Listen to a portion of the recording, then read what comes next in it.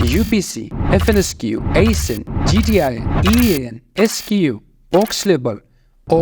چقدر لیبل داریم. اینا همشون به درد میخوره. بله. برای چی؟ بیاین ببینیم یاد بگیریم. عزیزان دل زیادترشون گیج هستن در لیبل های آمازون. میگه در آمازون زیاد لیبل است. مثلا لیبل های مختلف داریم. وقتی ما پروداکت روان میکنیم به آمازون انواع مختلف لیبل ها داریم، بارکود ها داریم. اینا چی معنا داره؟ چی ضرور هست که اینا باید باشه؟ در جلسه امروز ما همه از این لیبل ها رو روی بحث میکنیم. UPC چی است؟ EAN چی است؟ GTI چی است؟ ASIN چی است؟ FNSQ چی است؟ SQ چی است؟ بوکس لیبل چی است؟ همه از اینا رو میفهمی. آنقدر هم زیبا میفهمی که دیگه اصلا یادت نمیره. درست؟ بریم روی اسکرین. اول گیره شما بفهمین که لیبل ها که هست لیبل ها یا آیدنتیفایر هستن. آیدنتیفایر یعنی تشخیص کننده. معنای سی است که توسط از این لیبل ها، توسط از این بارکود ها اجناس شناسایی میشه، تشخیص میشه. مانند ما شما که نمبر تذکره داریم یا در یگان کشور دیگه آیدی نمبر داریم، یک آیدی کارت می داشته باشیم و یک نمبر می داشته باشیم برای شناسایی ما و دیتای ما در آیدی نمبر ثبت می باشه. عین شکل اجناس برای خود لیبل و بارکودی موضوعات می داشته باشم برای شناساییش، برای شناسایی مشخصات جنس که جنس از کی است، از کجا آمده، چی رقم است، در کجا ساخته شده، چی مشخصات داره، به کدام ترتیب است، در کدام طرف برده شود جنس. تمام از این مشخصات در لیبل ذکر می باشن. و علاوه بر این طرف لیبل های آمازون که از چرا لیبل استفاده میکنن؟ به خاطر از استفاده میکنن آمازون یک بازار بسیار بزرگ است. اینا نمیتونن توسط افرادی را کنترل بکنن، یا که بازار کنترل میکنن توسط سیستم، توسط ماشین، توسط ربات، توسط کامپیوتر، توسط لیبل که کلش یک سیستم باشه و کل سیستم، کل آمازون در یک سیستم بچرخه. برای از این کار لیبل ها ضرور هست. اینا شما فهمیده که لیبل آیدنتیفایر هستن، تشخیص کننده هستن، اجناس را برای شناسایی جنس استفاده میشه. چی رقم شناسایی؟ بریم روی اسکرین. خب شما فهمیدین که پروداکت آیدنتیفایر هستن. لیبل ها بارکودایی که ما استفاده میکنیم اینا دو قسمت تقسیم میشه. خب داخل شد دو قسمت. یکش به نام یونیورسال یاد میکنه و دیگهش را به نام ارگانایزیشنال یاد میکنه. اینا یونیورسال چی است؟ ارگانایزیشنال چی است؟ یونیورسال بارکودایی هست، لیبلایی هست که به شکل جهانی برای تشخیص اجناس استفاده میشه. یعنی چی؟ اینا یک جنس است، یک جنس. این در فابریکات تولید میشه. وقتی که در فابریکات تولید میشه این مشخصات می داشته باشه. برای از اینکه مشخصات از این درج شوه در کجا، در یک لیبل، در لیبل ها مشخصات جنس درج می باشه. در اونجا درج میکنه تمام مشخصات جنس را که به این شکل است و جنس است، به این ترتیب است، تمام موضوعات را. بعد مانند از این کتاب میبینین، در پشت سر از این کتاب میبینین این رقم اجناس اینو تو یک کد میگیره، اینو تو یک کد میگیره، اینو تو یک لیبل میگیره. و از این در کجا استفاده میشه؟ دکاندارا مثلا سوپرمارکت‌های بزرگ دیده باشین که وقتی جنس ازش خرید میکنی باز جنس میگیره، از روی ماشین تیر میکنه تا او جنس ثبت شود در ماشین که فلانه جنس که فلانه مشخصات داشت فروخته شد یا با سوپرمارکت آمد. برای از استفاده میشه. اینا یونیورسال چی رقم است؟ یونیورسال بارکودایی هست. اینی بارکودا یا لیبلایی که به شکل جهانی ازش استفاده میشه، یعنی به شکل جهانی از او استفاده میشه و در ممالک مختلف قابل قبول و قابل استفاده می باشن. بعد اون طرف لیبلایی داریم که ارگانایزیشنال هستن، یعنی در یک ارگان مشخص، در یک اداره مشخص از اون لیبل‌ها استفاده میشه برای تشخیص یک جنس. خوب متوجه شو. لیبل‌ها دو نوع است، یک لیبل جهانی، یک لیبل مربوط یک اداره، یک ارگان مشخص. لیبل‌های جهانی برای تشخیص اجناس به شکل جهانی استفاده میشن. لیبل‌های که مربوط یک ارگان میشه، ارگانایزیشنال هستن، برای تشخیص اجناس در یک ارگان مشخص، در یک اداره مشخص می باشه. اینا رو مثال بدم. ما شما نمبر تذکره داریم، درست؟ آیدی نمبر که میگن.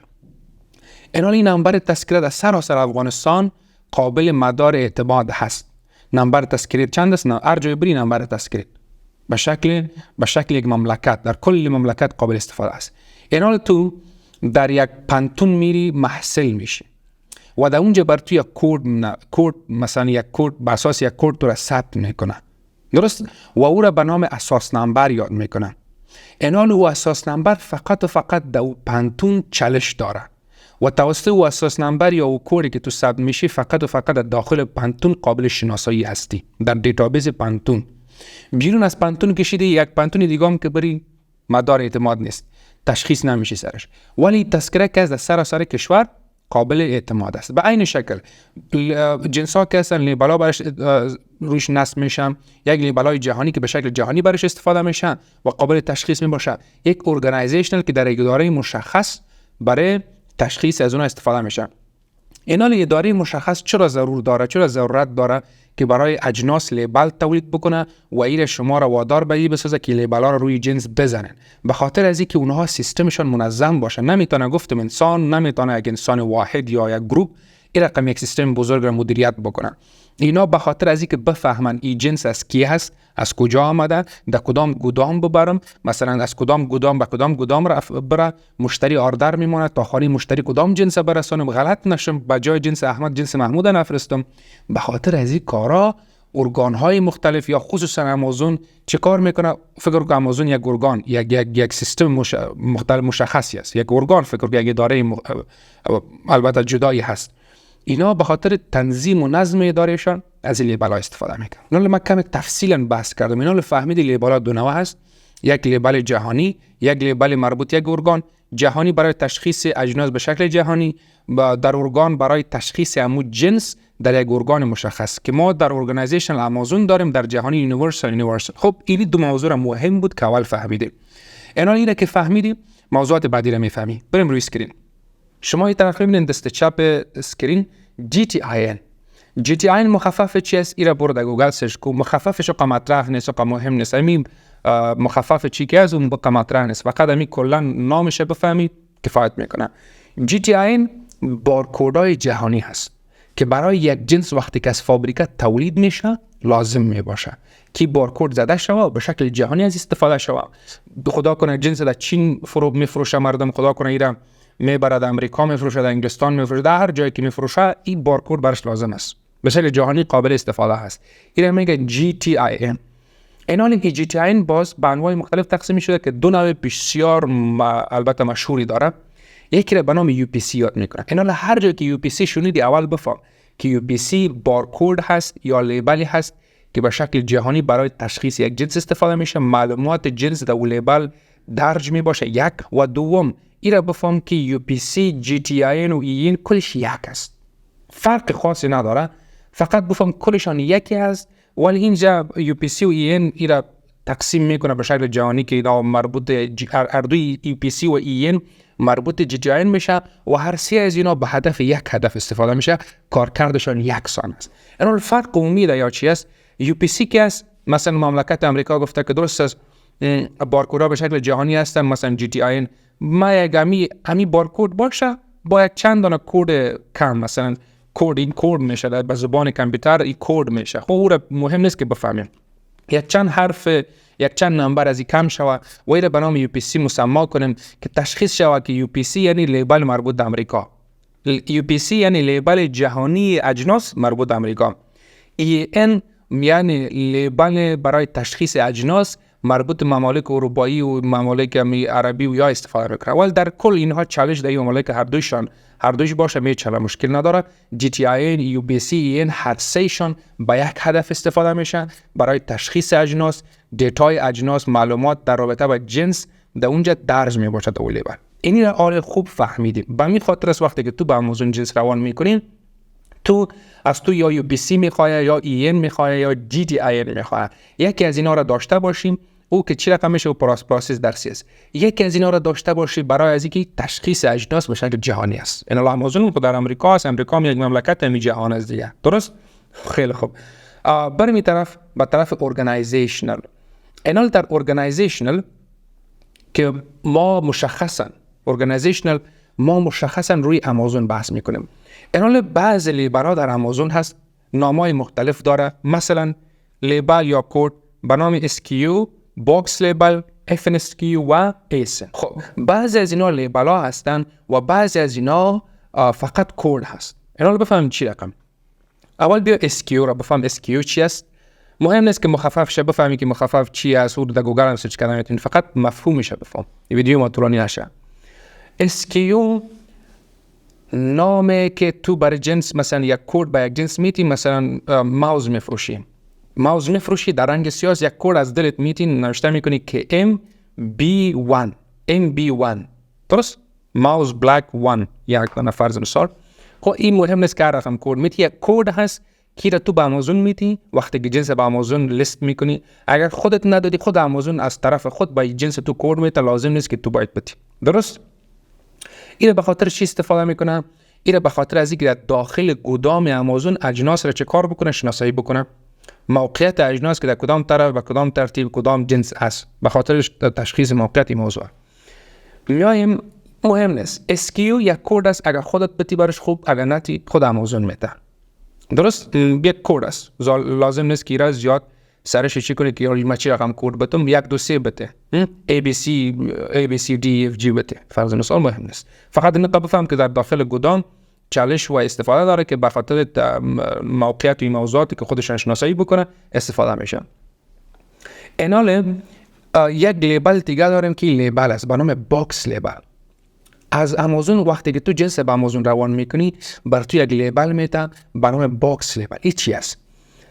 وقتی که تو یک جنس به آمازون روان میکنی، البته یک دانه روان نمیکنی، حتما یک 20 30 40 دانه یا 100 دانه روان میکنی. این اجناسی که 1 2 3 دانه میشه، مثلا 20 دانه در یک کارتن، 20 دانه در دیگر کارتن، 20 دانه در دیگر کارتن و 30 دانه در دیگر کارتن. این اجناس در کارتن ها جابجا میشه. در یک کارتن فرض کو 20 دانه جنس از سر کارتن شکسته میشه و بسته میشه. اینال وقتی که تو جنس به آمازون روان میکنی، آمازون در جریان میگذاری، برش میگی که من برای تو جنس روان میکنم، فرض مثال 5 دانه کارتن از هر کارتن من 20 قلم جنس دارم. درست؟ و اجناس ما اینی اجناس است، وزنش نقدر است، حجمش نقدر است. اینی مشخصات تو به آمازون میدی. وقتی که مشخصات تو به آمازون دادیم، آمازون به اساس از این معلومات و برش میگه که از فلان آدرس برات روانش میکنم، اجناس مربوط من میشن. درست؟ تمام از این مشخصات و معلومات برش میدی. اینال آمازون چی کار میکنه؟ آمازون برات میگه آدرس میده، میگه درست است اجناستم با اینی فلانه گودام روان کن، با فلانه گودام روان کو. مثلا میگه 3 کارتن شده این گودام روان کو، 2 کارتن باقی مانده شده این گودام روان کو. اینال چی کار میکنه؟ آمازون بر تو لیبل تهیه میکنه، میسازه و این لیبل این معلومات را که تو دادی در رابطه به اجناست، در رابطه به کارتنایت که نه کارتن است نه در جنس است، داش به فلان آدرس بر تو روانش میکنم که تو برای ما آدرس دادی. چی کار میکنه؟ آمازون بر تو لیبل میسازه و این لیبل بر تو روان میکنه، میگه وقتی که تو جنس برای من میفرستی مطمئن باشی که لیبل ها رو روی کارتن چسب کن. چرا؟ به خاطر که جنست به من برسه، ما یک ماشین دارم، مثلا یک ماشین، فرض مثال این موبایل ماشین شما فکر بکنن، ما یک ماشین دارم و اون ماشین اسکنر هست. اسکنر یعنی لیبل میخونه. اینالو جنس تو کارتن تو که به آمازون، به گودام آمازون میرسه، این کارگر چی کار میکنه؟ کارگرای آمازون کارتن میگیره، خب میگه از کجا آمد؟ لازم نیست که از نفر بپرسه از کارگو که جنس از کجا آمد. اون میگه من جنس آوردم. اینال چی میکنه؟ اسکنر رو میگیره، از روی لیبل تو تیر میکنه. وقتی که تیر کرد، کل دیتا میبره که اینی فلانه کارتن است، اینه قدر جنس است، در این گودام مانده شود، از فلانه کس است، اینی جنس ها هستش و اینه قدر وزنش است، اینه قدر حجمش است. اینال کارگر میفهمه که جنس از کی است، از فلانه، ببرینش در گودام فلانه. به خاطر که در اینجا کت آمازون برش لیبل داده و لیبل ها آمازون آمر کارگرها هست و با لیبل فرض کو یعنی آمازون به زبان لیبل به کارگر خود آردر میده. چقدر سیمپل برات گفتم. آمازون به زبان لیبل به کارگر خود آردر میده که جنس فلانه فروشنده که قبلا مرا در جریان گذاشته در فلانه جای بان، در فلانه گودام بانش. فهمیدیم؟ اینی رو میگه باکس لیبل. این ضرور هست. ببینید وقتی که شما جنس تولید کردین، یکی از کودهای یونیورسال ضرورت دارین، UPC GTIN EN، هر سهشون یکی است. فقط یکی از اینا رو میگیری خلاص. این سر جنس نصب میکنی یا نصب نمیکنی مشکل نیست، فقط هم کدش مهم است که هم کد بگیری، به خاطر که در آمازون از تو UPC فقط کدش میخواد. درست؟ لیبل نمیخواد که لیبل باید 100% روی جنس نصب باشه. این موضوعات افرادی که درس آمازون میخوانه کتبو بهتر بفهمه. و این طرف باز آمازون که تو جنس روان میکنی، یک اسکیو خودش میته، ضرور نیست، لازم نیست. باکس لیبل بر تو روان میکنه. باکس لیبل فهمیدیم. و اینجا یک لیبل دیگه است به نام FNSQ. FNSQ یک لیبل هست که از طرف آمازون بر تو باز میداده میشه. این برای چی داده میشه؟ این برای داده میشه که این لیبل مانند UPC واره است. خب خیلی فرق فقط شکلش مانند این رقم است. خوب مدعای شیر میبینید، شکل شیر رقم است. این لیبل براتون میده، میگه این لیبل سر جنس نصب کو. چرا نصب کو؟ دو لیبل چی است؟ من اینا رو براتون میگم. در باکس لیبل خود مشخصات در رابطه با باکس بود، گیره در کدام گودام روان کنن. در FNSQ لیبل چی است؟ مشخصات در رابطه با خود جنس است. مثلا جنس چی است؟ رنگش سرخ است. فرض مثال جنس در کدام قیمت میفروشی در آمازون؟ مثلا میگه در $20 میفروشم. خب مثلا معلومات دیگه ای که سایزش چقدر است، کلا چقدر معلوماتی که از تمام معلومات در رابطه با جنس است تو میخوای. وقتی که جنس لیست میکنه، وقتی که جنس لیست شد، تمام معلومات در رابطه با همون جنس مشخصه بر تو در یک لیبل جابجا میکنه، دیتاش در لیبل میندازه. وقتی که دیتا رو در لیبل میندازه، این سر جنس نصب میکنه، اتچ میکنی، این بر تو روان میکنه، میگه این سر جنس اتچ کو. چرا اتچ کو؟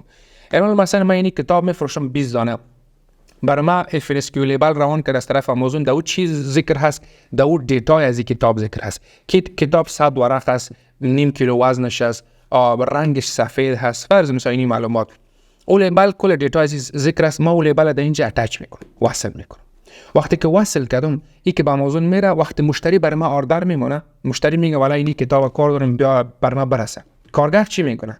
کارگر میگیره کتاب تو را از اسکنر تر میکنه که کتاب مربوط به احمد میشه. آخر به خاطری که آردر از طرف مشتری به فروشنده احمد آمده. این دو کتاب میباشه، یکی از احمد میباشه، این طرف گدام از دیگه، یکی از احمد میباشه و دیگهش از محمود. دو کتاب پالو و پالو. آردر میگه که یکی از کتاب برای من بیایه. آردر به کی میگه؟ به فروشنده احمد، نه محمود. چه کار میشه؟ کارگر میایه، غلط میشه که دو کتاب جابجاست که یکی از اینا رو میگیره، شاید به غلطی کتاب محمود رو بگیره، در احمد روان کنه. به همین خاطر اونا چیکار میکنه؟ ریدر داره، اسکنر داره، اسکن میکنه. خود کتاب مربوط کی میشه؟ مربوط به احمد، چون معلومات خودت، معلومات فروشنده و به همین ترتیب معلومات جنس و ذکر میباشه. وقتی که اسکن میکنه میبینه که کتاب مربوط به احمد میشه و آردر به احمد آمده، یلا بسم الله جنس میگیره، به خانه مشتری روان میکنه. فهمیدی؟ باکس برای تشخیص از اینکه جنس را در کدام گودام بانه، در چند کارتن، البته کارتن چند دانه جنس است، وزنش چقدر، این موضوع. و FNSQ لیبل سایکو یک باکس لیبل، FNSQ لیبل معلومات در رابطه با جنس خودت دوج درج میباشه، برای از اینکه وقتی آردر میآید جنس تو را غلط نکنه، که نشه این رقم که به جای جنس تو جنس احمد ببره، محمود ببره. درست؟ تو احمد از جنس محمود در آردر تو بفرسته. اینال اصطلاح بعدی داریم به نام ASIN. ASIN چی است؟ ASIN یک کدی هست که از طرف آمازون برای اجناس داده میشه، برای شناسایی اجناس در وبسایت آمازون. در کجا؟ در وبسایت آمازون. چرا؟ به خاطر که در وبسایت آمازون به صدها هزار، به میلیون ها اجناس است. اینا را اگر مثلا 1000 دانه جنس است به یک نام کتاب، مثلا این کتاب است 100 نفری را میفروشه، اینا از 100 نفر کلش یک نامش کتاب است. درست؟ اوکی، کتاب است. این تشخیص درست نمیشه. برای اینکه بهتر تشخیص شود، بر از این یک کد میده، یک کد یونیک بی‌نظیر که هیچ دیگه جنسی، حتی اگه به این شکل باشه، حتی از هر کسی دیگه فروشنده باشه، هیچ جنس دیگه او کد داشتن نمیتونه، مانند اثر انگشت. درست؟ این کد آمازون به این پروداکت ها میده در وبسایت خود برای شناسایی. شما مثال میتونم در بخش آمازون اکسپرشن هم تشریح کرده میره، بازم برات میگم. مثلا شما در لپتاپتون یک فولدر میسازن، در اون فولدر شما 100 دانه فولدر جابجا، 1000 دانه فولدر جابجا میکنن. این فولدرها خودم مسما میکنن، کد میدن. فولدر B1 B2 B3 B4 B5، در هر فولدر دیتا هست، دیتای کارمندا از ورز نسا. اینال هر کد نمایندگی از یک هدفی میکنه، یک موضوع. اینال تو لازم داری که تو فولدر B2 رو بگیری. چی فولدر B2 را؟ اینال که کد که تو کمک میکنه که به خیلی آسانی و فولدر B2 را بکشی. از بین 1000 دانه فولدر میری در بخش فولدر سرچ میکنی که B2، 1000 فولدر رو اون طرف میکنه، 999 رو اون طرف میکنه، بر تو B2 را میکشه. ساده شد، سیمپل شد. ولی اگر تو در 1000 دانه از اول شروع کنی تا 1000 یا 10000 فولدر باشه، چقدر وقت ضایع میشه. به این خاطر آمازون به هر جنس یک کد یونیک بی‌نظیر میته برای شناسایی جنس در وبسایت. آمازون برای این تو FNSQ لیبل میته برای از اینکه روی جنس نصبش کنی و مبادا در خطای جنس روان نشه، جنس کسی دیگه و جنس تو روان شوه و در دیتابیس اونا ثبت شوه که جنس مربوط به احمد یک دانه فروخته شد. دو، سوم آمازون برای تو باکس لیبل میته که شناسایی بکنه این کارتنت که آمده در این چند دانه جنس است، در کدام گودام روان شوه، در کجا مانده شوه. سه، چهارم اسکیو موقعیت جنس در گودام در کدام طرف هست، خود کد است که خود آمازون میته یا خودتون داده میتونه مشکل نیست. این لیبلا و کدایی است که از طرف یک ارگان بر تو داده میشه برای تشخیص جنس در ارگان مشخص. این طرف دیگه UPC EAN GTN کلشان یک کد هست، بارکد هست و این به خاطر چی است؟ این برای تشخیص اجناس به شکل جهانی.